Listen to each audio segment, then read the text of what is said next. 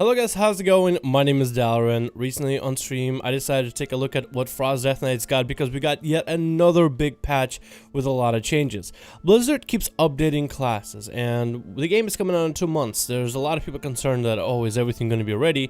Because literally 2 months from now, the game is going to finally come out. Either, I guess, on the August 14th or 21st. I'm not sure. I think it is 14th though. But anyway, there's a lot of class changes going on, and I'm glad that there's still a lot of this going on. There's a lot of bugs in the game, there's a lot of this, a lot of that, but there's also a lot of good. And good comes in the term of Frost Death Knight. So Death Knight is a class that's, well, has been fairly easy to play. There's not too much crazy moving parts, at least for Frost spec. Unholy got a whole rework for BFA. We got Apocalypse back, all exciting. Blood Death Knight, I'm not sure. A lot of tanks are getting homogenized, so I think tanks are a whole nother route compared to the DPS classes. And now Frost got a recently update and then yet another update to even fine-tune it. And I think this spec is going to have literally the most amount of burst. And I really like what Blizzard is doing with Frost Death Knight in terms of your burst rotation. So first of all, some of the abilities that are back. We have our Pillar Frost back, but this ability is a little different. It's a 45-second cooldown, so you'll be able to use it a little bit earlier. The power of Frost increases your strength by 15% for 15 seconds. I'm pretty sure that original number was 20% for 20 seconds, but each rune you spend while active increases the strength by an additional %. I like that aspect about it. So with Pillar of Frost, as you will see, as I'm attacking the chain dummy, every time I hit the chain dummy with abilities that cost a rune, with Pillar of Frost for example, I just make it stronger. Now it's stronger than it usually is, by 22, then it's 24, and I kind of just out of runes, but I was able to get it up to 25 while playing very sloppy. So in some sense, you can actually make this ability stronger than it originally was. You can bypass the 20% mark, you just have to have your rune lined up, and you have to have your rotation perfect. And I really like that. It's just one of those mechanics where it rewards you for playing your class correctly, for managing your resources. And even though it's not some crazy convoluted rotation, I really like that whole, if you play it right, you get rewarded type of system. And I really like this about Frost Death Knight. It just doesn't just give you damage, but you kind of earn that damage as you go on. And they got also a few talent changes as well, to standardize the spec even more. The first row of 56, they took out that whole consume your stacks of, what is it enchant called? Of Rune of Razor Eyes, and replace it with Cold Heart, which is a legendary effect that's now added to the spec. It's a legendary chest effect that buffs your Cold Heart. It no longer has a stun effect, but it still does a lot more damage. So every 3 seconds you get a stack of Cold Heart, causing your next chain of ice to deal frost damage, stacking up to 15 times. And the damage is actually pretty huge. This 10k number for a level, what is it, 113? That's actually a pretty big number. So I can only imagine at 120 like how big it'll be. I don't have the time to level every single class, but this is still great. Level 60 row is more standardized. It's just all AoE. You have Avalanche, Howling Blast, the proc from Rhyme, cause jagged icicles to hit all nearby enemies. Then we have Frozen Pulse. While you have fewer than 3 full runes, your auto attacks radiate cold, inflicting frost damage to nearby enemies, or Frost Scythe. So this is just a row for all AoE, so you have to decide between Gathering Storm and all these. The level 90 is like your kind of cleave, half and half, single target slash cleave. Gathering Storm increases your Remorseless Winter damage by 15% and extends duration for every rune that you spend. Glacial Advance deals decent damage, and last time we looked at it, it was just an ability that just has a cooldown. Now it costs runic power and has a cooldown to it, so this will be actually interesting to slow down the rotation for this a bit. And then of course Frostworm's Fury is that huge airstrike from your dragon. I could never remember the original because I just think of Breath of Sindragosa every time. Level 100 though, they have Ice Cap, so Frost Strike can obliterate critical strikes, reduce the remaining cooldown of Pillar of Frost by 1 second, so you can have this ability up more often. Or Obliteration, while Pillar of Frost is active, Frost Strike and Howling Blast grant Killing Machine, so it's like that effect that's kind of tied into the original Obliteration, without reducing the cost of Obliterate down to 1 rune. It just gives you the Killing Machine, so if you're able to combine that together with Cold Heart and Killing Machine and really stack it up very quickly and combine maybe Frostworm's Fury, you can have some bursty potential to it. Then of course there's Breath of Sindragosa, and the fun thing about Breath of Sindragosa, they even standardize this even more. If you're going for Icy Talons, you'll be using Frost Strikes a lot, so you'll be spending all of your runic power on Frost Strikes in order to maintain them. But once you pick up Breath of Sindragosa, it's going to be difficult.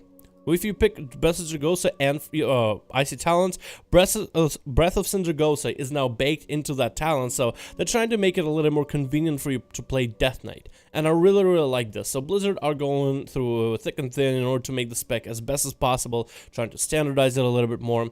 And I really like it. This spec overall can have the most amount of burst. And again, I'm only level 113 on this character. I don't have the best gear, I don't have the best anything, and we cannot boost level 120 characters. Otherwise, I give you the best possible numbers for the burst.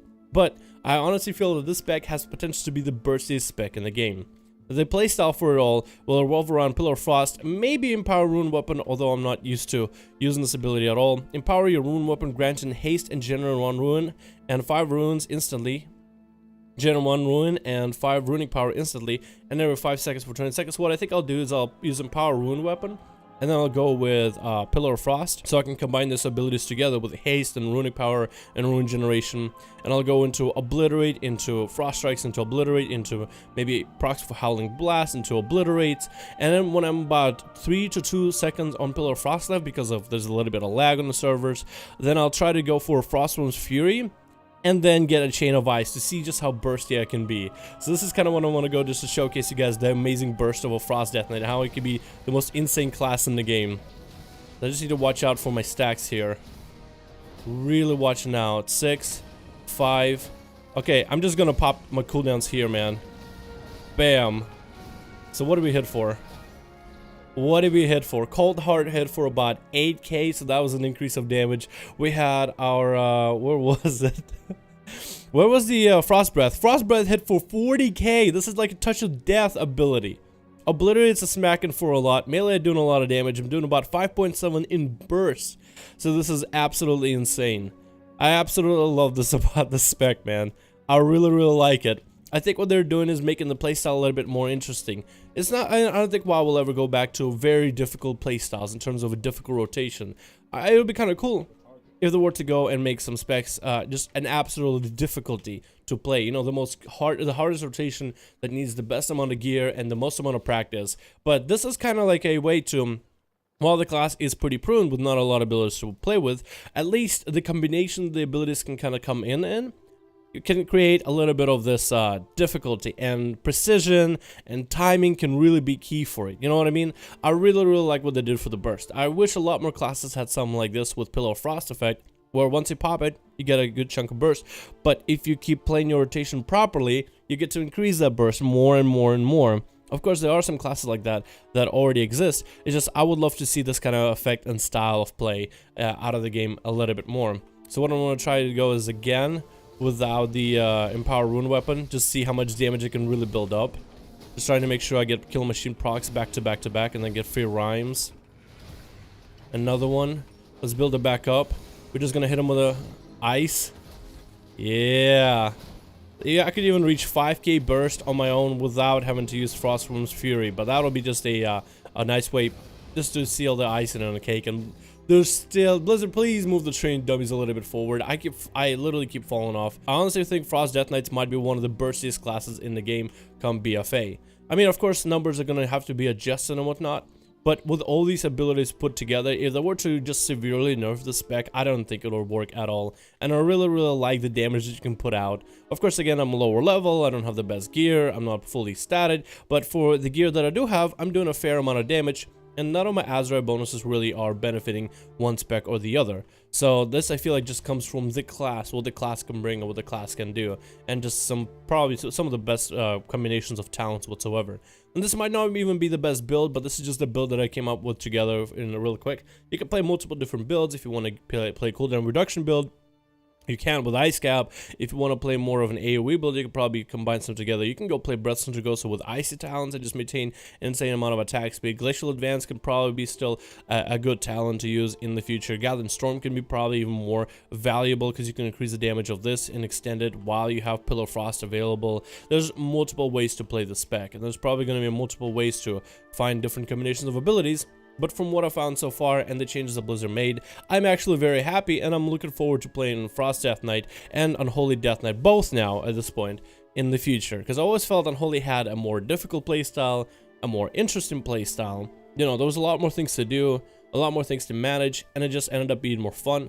rather than cycling between Obliterates and Frost Strikes and Obliterates and Frost Strikes. But now that Frost has all this overhaul to it, I'm actually very excited about playing Frost all over again.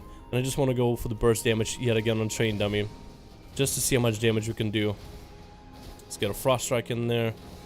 Bam. I want to kind of pop my burst at about 4 seconds or so. Alright, 3, 2, big Dragon Breath. Yeah, you can reach burst up to 7.2 already, 7.3. That is so fun. That is so fun, so exciting. Oh my goodness. I love this. I love this. I absolutely love this. This is so great. I love the playstyle. I love all this together. And I just love the control, I guess, that comes out of it. Really happy that they put Pillar of Frost back in the bars. I think this spec is going to be a lot more fun to play, and swapping between Unholy and Frost is going to have its own small difficulties, but it's still going to be, I mean, a lot closer and a lot more fun in my perspective. Anyway, thank you so much for checking out this video. Hope you enjoyed. Let me know your thoughts on Frost Death Knight. Is this change something you're excited about? Because I know I am. Because this looks like overall a great change for the spec altogether. Thank you so much for watching. Hope you enjoyed, and I'll see all of you in another video.